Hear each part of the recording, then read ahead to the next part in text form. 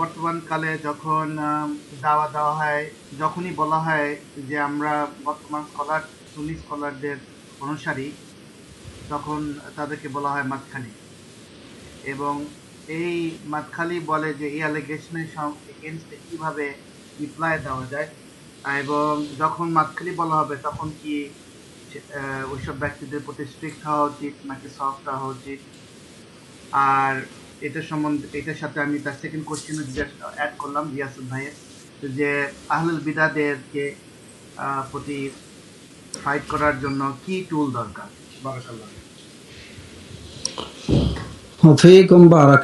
আসলে আহলুল বিদআতের সাথে ফাইট করার জন্য টুলস কি দরকার সে সম্পর্কে আমরা মনে হয় যে ইতিমধ্যে আমরা বলেছি যে আমাদের মূল জিনিস হলো নিজেদের ঈমান আমল সংরক্ষণের জন্য যেভাবে সঠিকভাবে ইলমের দরকার, কারণ আল ইলম ক্বাবলা আল কওলি ওয়াল আমাল, ঠিক এমনিভাবে বাতিলকে মোকাবেলার জন্য আমাদের মূল টুলস হচ্ছে ইলম।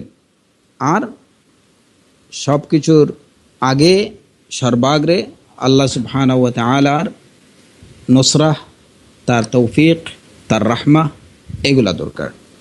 প্রথম কোয়েশ্চেন যেটা যে আমাদেরকে এই যে মাদখালি বলা হয় কিংবা অন্য কিছু, তো ব্যাপার হলো যে এখন বলা হচ্ছে মাদখালি, যারা সুন্নতের অনুসারী যারা তাদেরকে বলা হয় ওয়াহাবি, তাদেরকে বলা হয় তাইমি, তাদেরকে বলা হয় হাররানি, তাদেরকে বলা হয় রাফেদানি। এই যে আমার সিলেটে একটা এলাকা আছে, তো ওইখানে মানে ওই যে উত্তরাধিকারী সূত্রে কিছু সালাফিয়া, মানে ওই যে সালাফিয়া বলতে কি যে ওইখানে তারা ওই যে কিছু একটা গ্রাম আছে, তো ওইখানে লোকেরা ওই যে তাদের সালাফিয়া হলো ওই যে সালাতে হাত মানে বুকের উপরে বাঁধবে আর রাফে ইয়াদাইন করবে। তো ওই এলাকার যে সমস্ত হিজবি আলেম যারা আছে এরা তাদেরকে নাম দিয়েছে রাফেদানি। রাফেদানি মানে ওই যে রাফে ইয়াদাইন থেকে রাফেদানি, তো রাফেদানি হিসাবে এরা পরিচিত। তো আহলুস সুন্নাহ ওয়াল জামাতকে যুগে বা যুগে এরকম নানা রকম মিথ্যা অপবাদ দেয়া, এটা হচ্ছে আহলুল বিদআতের একটা চিরাচরিত স্বভাব। তারা প্রকৃত সুন্নাহর অনুসারী যারা তাদেরকে ওয়াহাবি বলে আখ্যায়িত করলো। তারা ইবনে তাইমিয়া রাহিমাহুল্লাহকে শাইখুল ইসলাম বলেন, সেই কারণে তাদেরকে তাইমি বলে। বর্তমান যুগে কামিউল বিদআহ, হামিলুল লিওয়াইস সুন্নাহ, সুন্নতের ঝান্ডাধারী, সুন্নতের পতাকাবাহী, বিদআতের মূল উৎপাটনকারী, মুসলিম বিশ্বের অন্যতম আলিমুল জারহ ওয়াত তা'দীল শাইখুনা রবিউস সুন্নাহ শেখ রবি বিন হাদি আল মাদখালি হাফিজাহুল্লাহ ওয়া রাআহ, উনি হচ্ছেন মুবতাদিঈনদের বা আহলুল বিদআদের, আহলুল আহওয়াদের, আহলুল বাতিলদের জন্য এক আতঙ্ক।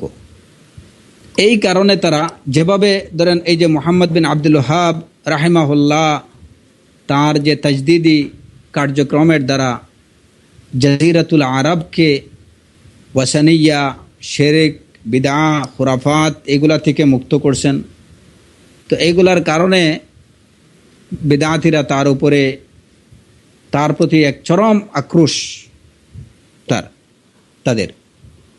তো তা এই পথের অনুসারী যারা, সুন্নতের অনুসারী যারা, তাদেরকে তারা আখ্যায়িত করলো ওয়াহাবি নামে। আর বর্তমান সময়ে বিদআতের আতঙ্ক, শেখ রবি হাফিজাহুল্লাহ উনি এই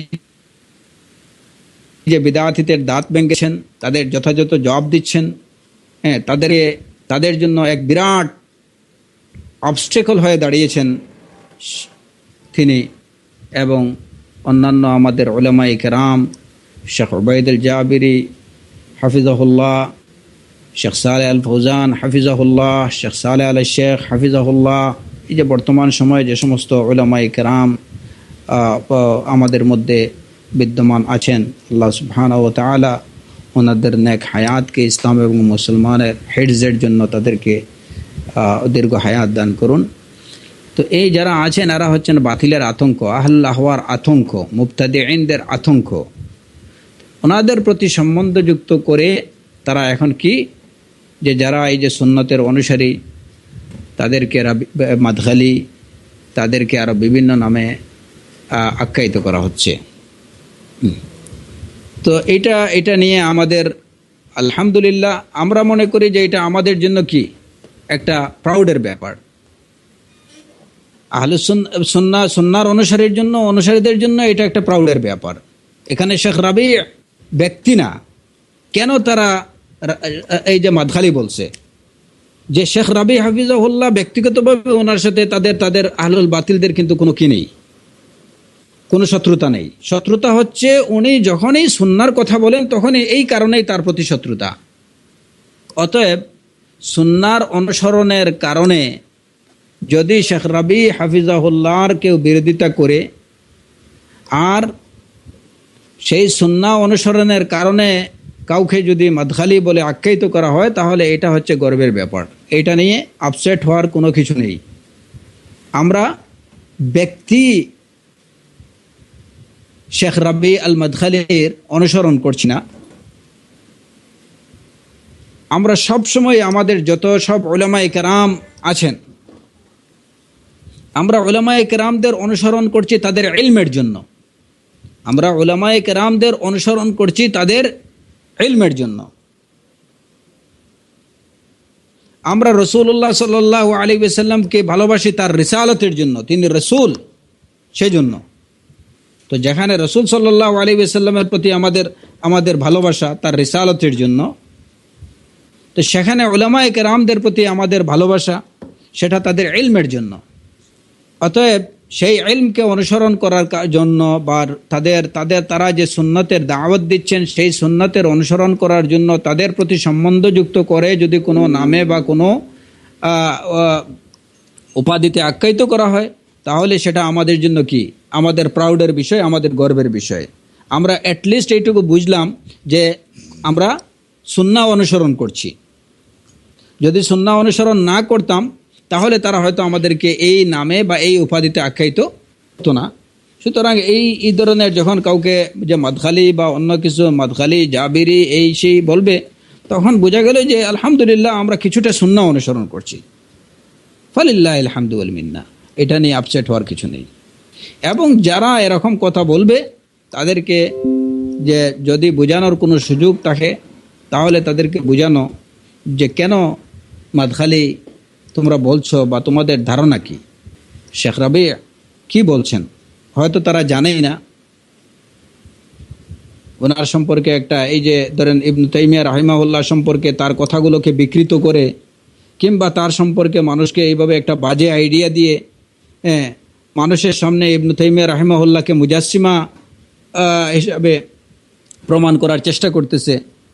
তো যেমন স্বাভাবিকভাবে আপনারা দেখেন, কেউ যদি বলে, একটা সাধারণ লোককে যদি কেউ বলে যে দেখেন ইবনে তাইমিয়া বলতেছেন যে আল্লাহর হাত আছে, পা আছে, চোখ আছে, আঙ্গুল আছে, এই আছে, তো দেখেন ভাই এটা কি সম্ভব? তো ওই লোকটা, একটা সাধারণ লোক তো বলবে না, এটা কিভাবে, এই ধরনের কথাবার্তা যে লোকটা বলবে তো ঠিক না। তো হ্যাঁ খেদা অনেক লোক আছে যে যারা আসলে জানে না যে কি আমাদের উলামায়ে কেরাম কি বলছেন, কি বলতেছেন। শেখ রাবি হাফিজাহুল্লাহ ওনার সম্পর্কে এই যে একটা ধারণা যে উনি মুতাশাদ্দিদ, অথচ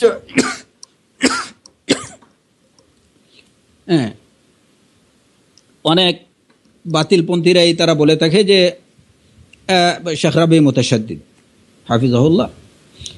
কিন্তু প্রকৃত অর্থে তারা যদি ওনার লেখা, ওনার বক্তব্যগুলি সঠিকভাবে পড়তো, তাহলে দেখতো যে শেখ হাফিজাহুল্লাহ কতবার এই কথাটুকু বলছেন, বলে দিছেন, এবং রাসূলুল্লাহ সাল্লাল্লাহু আলাইহি ওয়াসাল্লামের ওই কথাটা স্মরণ করে দিছেন যে আর রিফক নম্রতা যে কাজের সাথে থাকবে, যে কাজের মধ্যে থাকবে,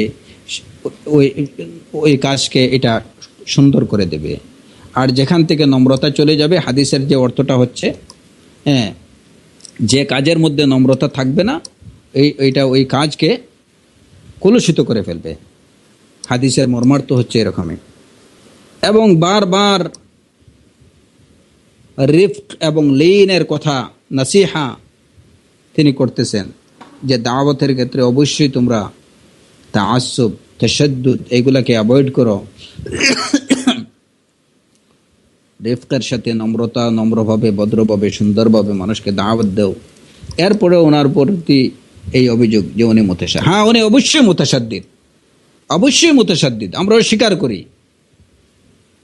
কিন্তু কোন ক্ষেত্রে? মুতাশাদ্দিদ আলাল মুবতাদিঈন, মুতাশাদ্দিদ আলাল কুফফার, মুতাশাদ্দিদ আলা আ'দাইদ দ্বীন। দ্বীনের দুশমন যারা আছে, আহলুল আহওয়াদের ব্যাপারে তিনি মুতাশাদ্দিদ। এবং এটা হচ্ছে মুমিনদের বৈশিষ্ট্য। আশিদ্দাউ আলাল কুফফার রুহামাউ বাইনাহুম। সাহাবায়ে কেরামও ছিলেন তারা, যে কুফফারদের প্রতি তারা ছিলেন অত্যন্ত শক্ত, কিন্তু পারস্পরিক তারা মুসলমানরা পরস্পর ছিলেন অত্যন্ত রুহামা, অত্যন্ত সদাশয় একে অপরের প্রতি। নাম, বারাকাল্লাহু ফিকুম।